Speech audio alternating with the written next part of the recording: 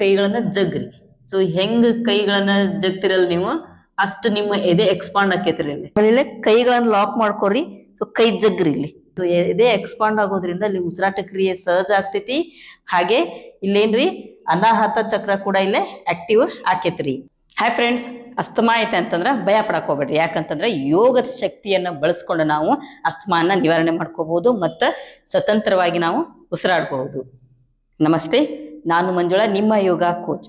So asthma ನಿವಾರಣೆಗಾಗಿ ಯೋಗದಲ್ಲಿ ಸಾಕಷ್ಟು ಆಸನಗಳಿದಾವ್ರಿ. ಆದ್ರೆ ಇಲ್ಲೇ ಅಗದಿ ಸರಳವಾದ ಮತ್ತು ಪರಿಣಾಮಕಾರಿಯಾದ ಕೇವಲ 3 ಆಸನಗಳನ್ನ ಚೂಸ್ ಮಾಡಿ ಇಲ್ಲೇ ಹೇಳ್ಕೊಡ್ತೇನ್ರಿ ನಾನು. ಸೊ ಇವು 3 ಆಸನಗಳನ್ನು ನೀವು ಬೆಳಿಗ್ಗೆ ಆದ್ರೂ ಮಾಡ್ರಿ ಅಥವಾ ಸಾಯಂಕಾಲ ಆದ್ರೂ ಮಾಡ್ರಿ, ಆದ್ರೂ ಖಾಲಿ ಹೊಟ್ಟೆ ಒಳಗಿರ್ಬೇಕು. ಸೊ ಮೊದಲನೇದಾಗಿ ಪರಿವೃತ್ತ ಸುಖಾಸನ ಅಂತ ಹೇಳಿ. ಸೊ ಮೊದ್ಲು ಕೂತಿರ್ತೀರಿ. ಸೊ ಈ ಪರಿವೃತ್ತ ಸುಖಾಸನ ಮಾಡೋಕ್ಕಿಂತ ಮುಂಚೆ ಮೊದ್ಲ ಸುಖಾಸನ ಸ್ಥಿತಿಯೊಳಗೆ ಕೂತ್ಕೊಂಡು ನಿಮ್ಮ ಉಸಿರಾಟದ ಕಡೆ ಗಮನ ಹರಿಸಿ ಆಮೇಲೆ ನಾವು ಯೋಗ ಆಸನಗಳನ್ನ ಮಾಡೋಣಂತ್ರಿ. ಸೊ ಕೂತಿರ್ತೀರಿ, ಕೈಗಳು ನಿಮ್ಮ ತೊಡೆ ಮೇಲೆ ಇರ್ಲಿ, ಕಣ್ಣುಗಳನ್ನ ಮುಚ್ಚಿರ್ತೀರಿ, ಬೆನ್ನು ಕತ್ತು ನೇರವಾಗಿರ್ಲಿ, ಮುಖದಲ್ಲಿ ನಗು ಇರ್ಲಿ. ಸಹಜವಾದ ಉಸಿರಾಟ. ಒಂದ್ಸಲ ದೀರ್ಘವಾಗಿ ಉಸಿರು ತಗೋತೀರಿ, ನಿಧಾನವಾಗಿ ಉಸಿರನ್ನ ಹೊರಗೆ ಹಾಕ್ತೀರಿ.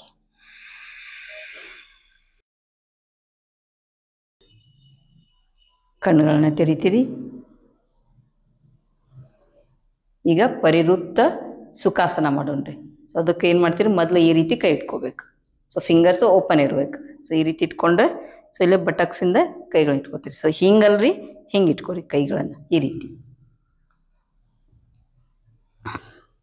ಈ ರೀತಿ ಕೈಗಳನ್ನು ಹಿಂದೆ ಇಟ್ಕೊಂಡು ಸೊ ಇಲ್ಲೇ ಕೈಗಳನ್ನು ಜಗ್ತೀರಿ ಹಿಂದೆ.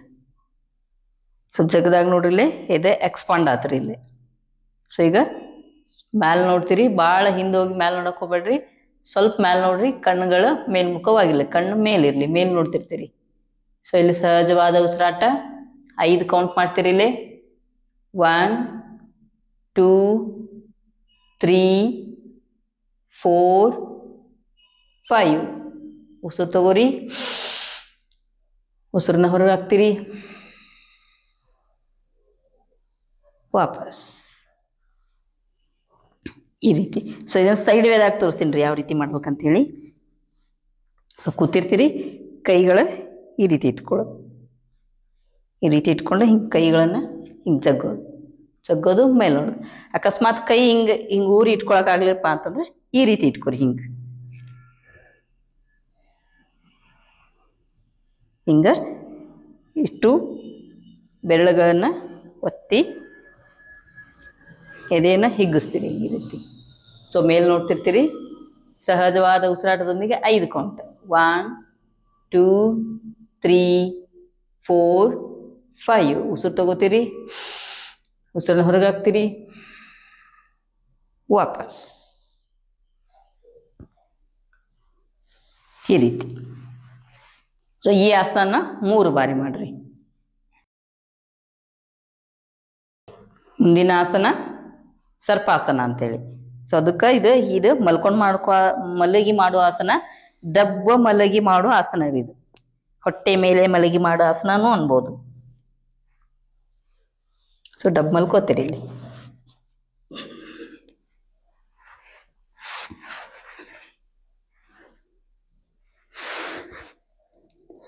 ಮಲ್ಕೊಂಡು ಗದ್ದಾನ ನೆಲಕ್ಕೆ ಹಚ್ತೀರಿ. ಕೈಗಳು ನಿಮ್ಮ ಬಾಜುಕಿರ್ತಾವ, 2 ಪಾದಗಳು ಜೋಡಿಸಿದ್ದಿರ್ತಾವ್ರಿ. ಪಾದ ಫ್ಲಾಟ್ ಇರ್ತೈತಿ. ಸೊ ಈ ರೀತಿ ಗದ್ದ ಹಚ್ಚಿ ಎದುರಿಗೆ ನೋಡ್ತಿರ್ಬೇಕ್ರಿ. ಅಕಸ್ಮಾತ್ ನಮ್ಗೆ ಗದ್ದ ಹಚ್ಚಕ್ ಆಗಂಗಿಲ್ಲಪ್ಪ ಅಂತಂದ್ರೆ ಸೊ ಹಣೆ ಭಾಗವನ್ನು ನೆಲಕ್ಕೆ ಹಚ್ಚಿ ಕೂಡ ಈ ರೀತಿ ಇರ್ಬೋದು ನೀವು ಇಲ್ಲಿ. ಆಮೇಲೆ ಇಲ್ಲಿ ಏನ್ ಮಾಡ್ತೀರಿ ಅಂತಂದ್ರೆ ಉಸಿರು ತಗೋತ ಎದೆ ಭಾಗವನ್ನ ಮೇಲ್ ತಗೊಂಡ್ಬರ್ತೀರಿ. ಉಸಿರನ್ನ ಬಿಡ್ತೀರಿ. ಎದೆ ಭಾಗ ಪೂರ್ತಿ ಮ್ಯಾಗಿರ್ಬೇಕ್ರಿ, ಹೊಟ್ಟೆ ಭಾಗ ಕೆಳಗಿರ್ಬೇಕಿಲ್ಲಿ. ಆಮೇಲೆ ಏನ್ ಮಾಡ್ತೀರಿ, ಮತ್ತ 2 ಕೈಗಳನ್ನ ಈ ರೀತಿ ಹಿಂದೊಯ್ತೀರಿ. ಹಿಂದೊಯ್ದು ಲಾಕ್ ಮಾಡ್ಕೊಂಡು ಕೈಗಳನ್ನ ಜಗ್ರಿ. ಸೊ ಹೆಂಗ್ ಕೈಗಳನ್ನ ಜಗ್ತಿರಲ್ಲ ನೀವು ಅಷ್ಟು ನಿಮ್ಮ ಎದೆ ಎಕ್ಸ್ಪಾಂಡ್ ಆಕೇತ್ರಿ ಅಲ್ಲಿ, ಎದೆ ಹಿಗ್ಗತೈತಿ. ಸೊ 2 ಪಾದಗಳು ಜೋಡಿಸಿದ್ದಿರ್ಲಿ, ಸಹಜವಾದ ಉಸಿರಾಟ ಇರ್ಲಿ. ಇಲ್ಲಿ 5 ಕೌಂಟ್. 1 2 3 4 5. ಉಸಿರು ತಗೋತೀರಿ ಇಲ್ಲಿ, ಉಸಿರು ಬಿಡ್ತಾ ಕೈಗಳನ್ನು ಬಿಡಿಸ್ಕೊತೀರಿ, ಎದೆ ಭಾಗ ನೆಲಕಸ್ತೀರಿ, ರಿಲ್ಯಾಕ್ಸ್ ಮಾಡ್ತೀರಿ.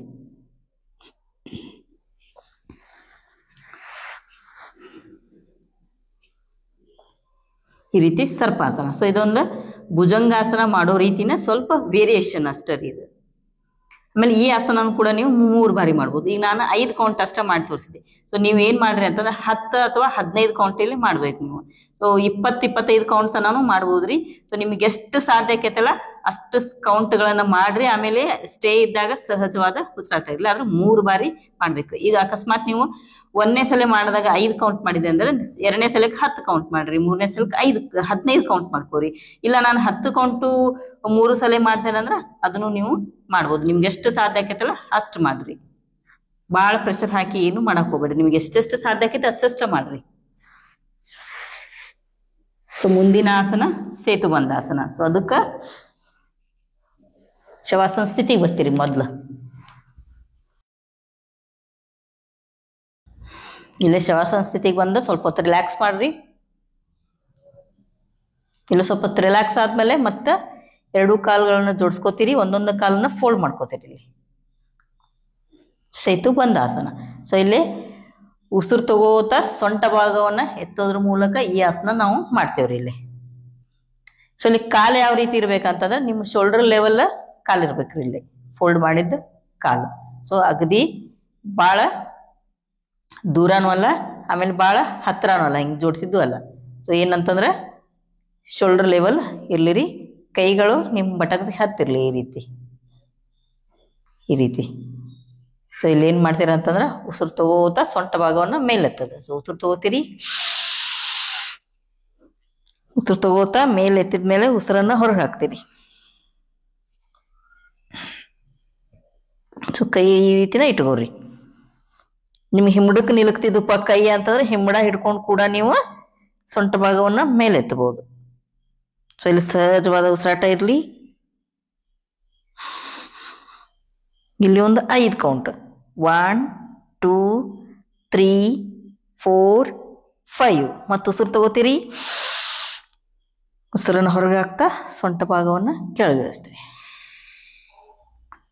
ಸೊ ಅಲ್ಲಿ ಅಬ್ಸರ್ವ್ ಮಾಡಿರಿ ನೀವು. ಸೊ 3 ಆಸನಗಳನ್ನ ನಾವು ಏನ್ ಮಾಡಕತ್ತೇವ್ರಿ ಇಲ್ಲ ಅಂತಂದ್ರೆ ಎದೆ ಎಕ್ಸ್ಪಾಂಡ್ ಮಾಡತ್ತೇವಿ. ಸೊ ಎದೆ ಎಕ್ಸ್ಪಾಂಡ್ ಆಗೋದ್ರಿಂದ ಇಲ್ಲಿ ಉಸಿರಾಟ ಕ್ರಿಯೆ ಸಹಜ ಆಗ್ತೈತಿ.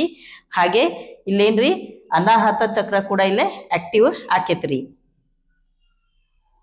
ಸೊ ಇದನ್ನ ಇನ್ನೊಂದು ರೀತಿ ಯಾವತ್ತ ಅಂತಂದ್ರೆ ಸೊ ಕೈ ಲಾಕ್ ಮಾಡ್ತೇವ್ರಿ ಇಲ್ಲಿ. ಸೊ ಕೈ ಲಾಕ್ ಮಾಡಿರೋದ್ರಿಂದ ಇನ್ನೂ ಏನ್ ಹೆಚ್ಚಿಗೆ ಲಾಭ ಐತಿ ನೋಡ್ರಿ. ಇಲ್ಲಿ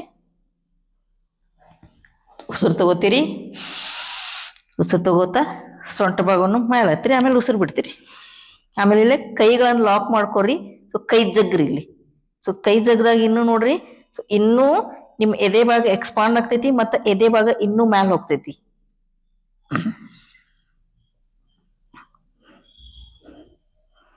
ಈ ರೀತಿ. ಆಮೇಲೆ ಸಹಜವಾದ ಉಸಿರಾಟ. ಆಮೇಲೆ ನಿಮ್ಗೆ ಎಷ್ಟು ಕೌಂಟ್ ಸಾಧ್ಯ ಆಕೈತಿ ಅಷ್ಟು ಕೌಂಟ್ ಮಾಡ್ತೀರಿ. ಮತ್ತೆ ಉಸಿರು ತಗೋತೀರಿ, ಉಸಿರು ತಗೊಂಡು ಮತ್ತೆ ಸೊಂಟ ಭಾವನ ಕೆಳಗಿಳಿಸ್ತೀರಿ. ಅಕಸ್ಮಾತ್ ಈ ಪೊಸಿಷನ್ ಬಂದ್ಮೇಲೆ ಯಾಕೋ ನನ್ ಬ್ಯಾಲೆನ್ಸ್ ಆಗ್ತಾ ಇಲ್ಲಪ್ಪ ಅಂತಂದ್ರೆ ಸೊ ಕೈಗಳ ಸಹಾಯದಿಂದ ನೀವು ಬಟಕ್ಸ್ಗಳನ್ನ ಈ ರೀತಿ ಹಿಡ್ಕೋಬೋದ್ರಿ. ಹಿಂಗೆ ಸೊ ಹಿಂಗೆ ಹಿಡ್ಕೊರಿ.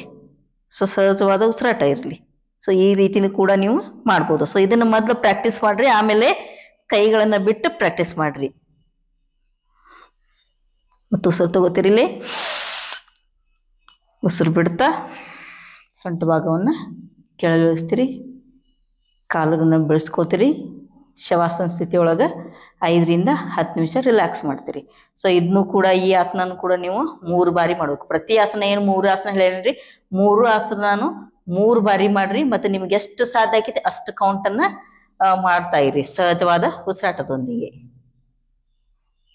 ಇಲ್ಲಿ 5ರಿಂದ 10 ನಿಮಿಷ ರಿಲ್ಯಾಕ್ಸ್ ಆಗಿ ಆಮೇಲೆ ಎದ್ದೇಳ್ತೀರಿ.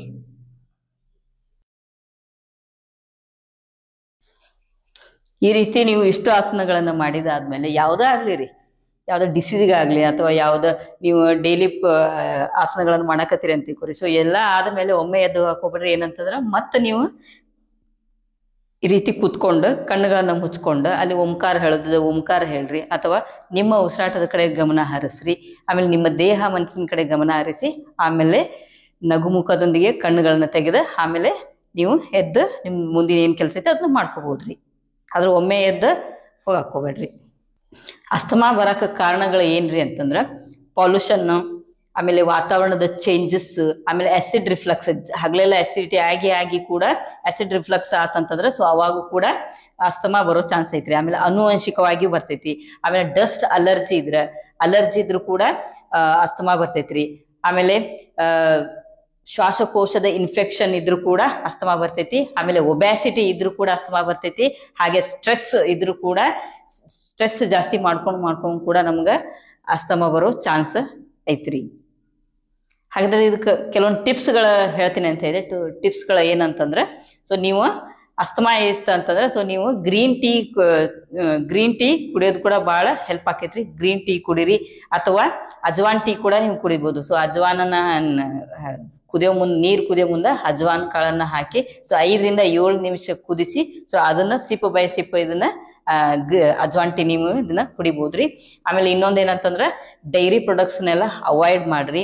ಆಮೇಲೆ ಗಜ್ರಿ 1 ದಿವಸಕ್ಕೆ 2 ಗಜ್ರಿ ಆದ್ರೂ ತಿನ್ರಿ, ಯಾಕಂದ್ರೆ ಇದರಲ್ಲಿ ವಿಟಮಿನ್ ಎ ಐತಿ. ಆಮೇಲೆ ಹಸಿರು ತರಕಾರಿ ಮತ್ತು ಸೊಪ್ಪುಗಳನ್ನ ಸೇವನೆ ಮಾಡ್ರಿ. ಆಮೇಲೆ ಇನ್ನೊಂದು ಇಂಪಾರ್ಟೆಂಟ್ ಟಿಪ್ ಏನಂತಂದ್ರೆ, ಸೊ ರಾತ್ರಿ ಮಲ್ಕೋ ಮುಂದೆ 7 ರಿಂದ 8 ತುಳಸಿ ಎಲೆಗಳನ್ನ 1 ಗ್ಲಾಸ್ ನೀರೊಳಗ ನೆನೆ ಹಾಕ್ರಿ. ಅದನ್ನ ಸೊ ನೆನೆ ಹಾಕಿ ಮುಂಜಾನೆ ಎದ್ದ ತಕ್ಷಣ ಖಾಲಿ ಹೊಟ್ಟೆಯೊಳಗ ಆ ಎಲಿಗಳನ್ನ ತೆಗೆದು ಏನು ನೆನೆ ಹಾಕಿರ್ತಲ್ಲ ಆ ನೀರನ್ನ ಕುಡೀರಿ. ಕುಡಿದಾದ್ಮೇಲೆ ಆ ಎಲಿ ನೆಂದಿರ್ತೈತಲ್ಲ ಸೊ ಅದನ್ನ ಸ್ವಲ್ಪ ಕಟ್ ಮಾಡಿ ಸೊ ಅದನ್ನ ಬಾಯಿ ಒಳಗೆ ಹಾಕೊಂಡು ಹಂಗ ನುಂಗ್ರಿ, ಕಚ್ಚಾಕ ಹೋಗ್ಬೇಡ್ರಿ. ಈ ಎಲ್ಲಾ ಆಸನಗಳನ್ನ ನೀವು 7 ದಿವಸ ಮಾಡ್ಬೇಕ್ರಿ. ಸೊ ನನ್ನ ಸಜೆಷನ್ ಅಂತಂದ್ರೆ 7 ದಿವಸ ಮಾಡ್ರಿ ಅಂತ ಹೇಳ್ತೀನಿ ನಾನು. ಸೊ 7 ದಿವಸ ಆಗಂಗಿಲ್ಲಪ್ಪ ಅಂತಂದ್ರೆ ವಾರಕ್ಕೆ 4 ದಿವಸ ಆದ್ರೂ ನೀವು ಎಲ್ಲಾ ಆಸನಗಳನ್ನ ಮಾಡ್ಬೇಕ್ರಿ. ಆಮೇಲೆ ಖಾಲಿ ಹೊಟ್ಟೆ ಒಳಗ್ ಮಾಡ್ರಿ, ಬೆಳಿಗ್ಗೆ ಆದ್ರೂ ಮಾಡ್ರಿ, ಸಾಯಂಕಾಲ ಆದ್ರೂ ಮಾಡ್ರಿ. ಅದು ಬೆಳಿಗ್ಗೆ ಮಾಡೋದು ಭಾಳ ಅಂದ್ರೆ ಭಾಳ ಉತ್ತಮ. ಸೊ ಈ ವಿಡಿಯೋ ಇಷ್ಟ ಆದಲ್ಲಿ ಲೈಕ್ ಮಾಡ್ರಿ, ಶೇರ್ ಮಾಡ್ರಿ, ಸಬ್ಸ್ಕ್ರೈಬ್ ಮಾಡ್ರಿ. ನಿಮ್ಮ ಅನಿಸಿಕೆಗಳನ್ನ ಕಮೆಂಟ್ ಮೂಲಕ ತಿಳಿಸ್ರಿ. ಯೋಗ ಸಾಧನೆಗೆ ಜಯವಾಗಲಿ.